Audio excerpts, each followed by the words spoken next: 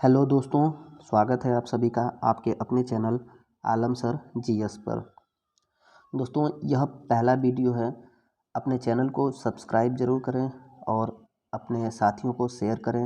Video पसंद आए तो लाइक भी करें। यह वीडियो छोटा बना हुआ है लेकिन गागर में सागर भरने के समान है। कुछ प्रश्न हैं सीधे तौर पे पूछे गए हैं और उनसे व्याख्या करने पर कुछ ऐसे प्रश्न एराइज होंगे जो आपके लिए बहुत महत्वपूर्ण होंगे। तो पहला प्रश्न है, उत्तर प्रदेश के किस जनपद में यूरेनियम का भंडारण स्थित है? तो उत्तर प्रदेश का एकमात्र जिला है यूरेनियम जहां सीमित मात्रा में उपलब्ध है, उसका नाम है ललितपुर। ललितपुर में यूरेनियम का सीमित लिमिटेड भंडारण है, बहुत ज़्यादा मात्रा में नहीं है। ललितपुर में बेतवा नदी है। बेतवा नदी पर माता टीला बांध बना हुआ है। माता टीला बांध एक प्रमुख उत्तर प्रदेश का बांध है। माता टीला बांध का नया नाम रानी लक्ष्मीबाई बांध हो गया है। दूसरा प्रश्न है, भारतीय संविधान के किस अनुच्छेद के अंतर्गत राष्ट्रपति के ऊपर महाभियोग का वर्णन है? तो राष्ट्रपति के ऊपर महाभियोग अनुच्छेद 61 के अंतर्गत लगाया जाता है। राष्ट्रपति के ऊपर महाभियोग लोकसभा या राज्यसभा दोनों सदनों में से किसी सदन में लगाया जा सकता है। राष्ट्रपति के ऊपर महाभियोग चलाने से पहले 14 दिन पूर्व उसे सूचना देना आवश्यक होता है। लोकसभा और राज्यसभा दोनों सदनों में से 2/3 बहुमत से पास होने के बाद राष्ट्रपति को अपना पद छोड़ना पड़ता है। अगला प्रश्न है, कर्क रेखा या भारत या उत्तरी ध्रुव पर सबसे बड़ा दिन कब होता है? कर्क रेखा या भारत या उत्तरी ध्रुव पर सबसे बड़ा दिन 21 जून को होता है और सबसे छोटा दिन 22 दिसंबर को होता है। इसके विपरीत अगर ऑस्ट्रेलिया या मकर रेखा पूछे तो 21 जून को सबसे छोटा दिन और 22 दिसंबर को सबसे बड़ा दिन वहाँ होता है। अगला प्रश्न है, संयुक्त राष्ट्र संघ का मुख्यालय कहाँ स्थित है? संयुक्त राष्ट्र संघ का मुख्यालय न्यूयॉर्क में स्थित है। संयुक्त राष्ट्र संघ की स्थापना 24 अक्टूबर 1945 ईस्वी को हुई थी। संयुक्त राष्ट्र संघ के 6 अंग हैं। संयुक्त राष्ट्र संघ के सुरक्षा परिषद में 15 सदस्य हैं, जिसमें 5 अस्थायी सदस्य हैं और 10 अस्थायी सदस्य हैं। भारत वर्तमान में अस्थायी सदस्य है। अगला प्रश्न है, अमर्त्य सेन को अर्थशास्त्र के क्षेत्र का नोबेल पुरस्कार किस वर्ष दिया गया? तो उसका सही उत्तर है 1998। अमर्त्य सेन को 1998 में लोक कल्याणकारी अर्थशास्त्र के क्षेत्र में नोबेल पुरस्कार दिया गया है। अमर्त्य सेन पहले ऐसे भारतीय हैं जिनको अर्थशास्त्र के क्षेत्र का नोबेल पुरस्कार दिया गया। अर्थशास्त्र के क्षेत्र का नोबेल पुरस्कार का शुरुआत 1969 में हुआ था। प्रोजेक्ट हाथी की शुरुआत किस वर्ष की गई थी? प्रोजेक्ट हाथी की शुरुआत भारत सरकार द्वारा 1992 में की गई थी। इसी प्रकार एक महत्वपूर्ण प्रोजेक्ट है प्रोजेक्ट टाइगर, जो 1973 में स्थापित किया गया था। वो भी केंद्रीय योजना है। अगला प्रश्न आपके सामने है, भारतीय संविधान में संघात्मक विशेषता किस देश के संविधान से ली गई है? तो भारतीय संविधान में संघात्मक विशेषता कनाडा के संविधान से ली गई है। इसी प्रकार संसदीय विशेषता ब्रिटेन के संविधान से ली गई है।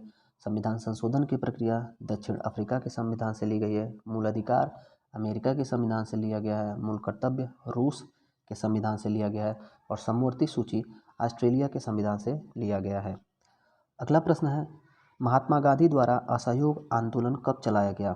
तो इसका सही उत्तर है महात्मा गांधी द्वारा राष्ट्रीय स्तर पर पहला आंदोलन असहयोग आंदोलन 1 अगस्त 1920 ईस्वी को चलाया गया था। इससे पूर्व गांधी जी द्वारा व्यक्तिगत स्तर पर या छोटे या क्षेत्रीय स्तर पर 1917 में सर्वप्रथम भारत में चंपारण सत्याग्रह आंदोलन चलाया गया था। गांधी जी ने सत्याग्रह आंदोलन की शुरुआत सबसे पहले दक्षिण अफ्रीका में की थी। अगला प्रश्न है, राज्यपाल को अध्यादेश जारी करने का अधिकार किस अनुच्छेद में वर्णित है? राज्यपाल को अध्यादेश जारी करने का अधिकार जिस तरह से राष्ट्रपति को अनुच्छेद 123 में है, उसी प्रकार राज्यपाल को अध्यादेश जारी करने का अधिकार अनुच्छेद 213 में वर्णित है। अध्यादेश का कार्यकाल 6 महीने होता है। अध्यादेश जब संसद या विधानमंडल विश्रांति काल में होता है तो उस दौरान जारी किया जाने वाला एक कानून है। अगला प्रश्न है आपके सामने, भारत में मानसून का प्रारंभ किस राज्य में होता है? भारत में मानसून का प्रारंभ सबसे पहले केरल में होता है, जो दक्षिण पश्चिम अरब सागर से उठता है। ठीक है, तो दक्षिण पश्चिम से मानसून से शुरुआत भारत में मानसून की होती है और भारत में मानसून सबसे पहले केरल राज्य में आता है। इसी तरह का एक प्रश्न बनता है कि लौटते हुए मानसून से सर्वाधिक वर्षा किस राज्य में होता है, तो तमिलनाडु के क्षेत्र में लौटते हुए मानसून से बारिश होता है। अगला, उत्तर प्रदेश के पहले मुख्यमंत्री कौन थे? उत्तर प्रदेश के पहले मुख्यमंत्री पंडित गोविंद बल्लभ पंत थे। उत्तर प्रदेश की स्थापना कब हुई थी?